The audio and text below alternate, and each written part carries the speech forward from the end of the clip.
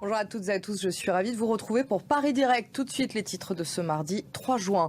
Les Sud-Coréens connaîtront dans les prochaines heures le nom de leur nouveau président.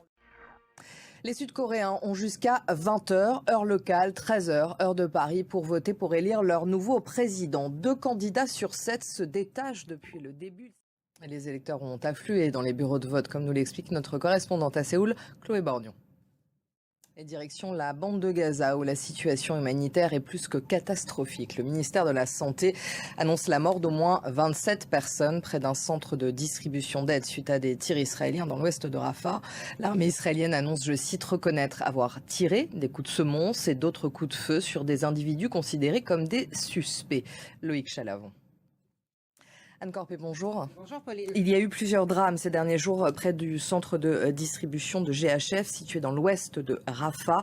Et pour la première fois, l'armée israélienne reconnaît avoir tiré, mais elle parle de tirs sur des suspects. Oui, jusqu'à présent, l'armée n'évoquait que des tirs de sommation. Merci Anne pour votre analyse.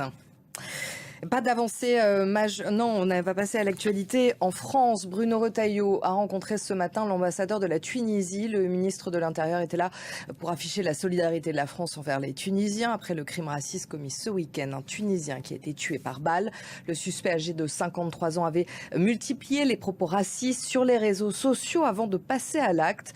Le parquet national antiterroriste a ouvert une enquête pour assassinat et tentative d'assassinat en relation avec une entreprise terroriste commis en raison de la race ou de la religion. Jean Barrère. Une Française qualifiée pour les quarts de finale de Roland-Garros. Ce n'était pas arrivé depuis 8 ans. Loïs Boisson a réussi l'exploit hier de renverser la numéro 3 mondiale, elle-même 361e joueuse mondiale. Elle était encore il y a quelques jours inconnue du grand public. Elliot Samuel. Voilà pour l'essentiel de l'information dans Paris Direct.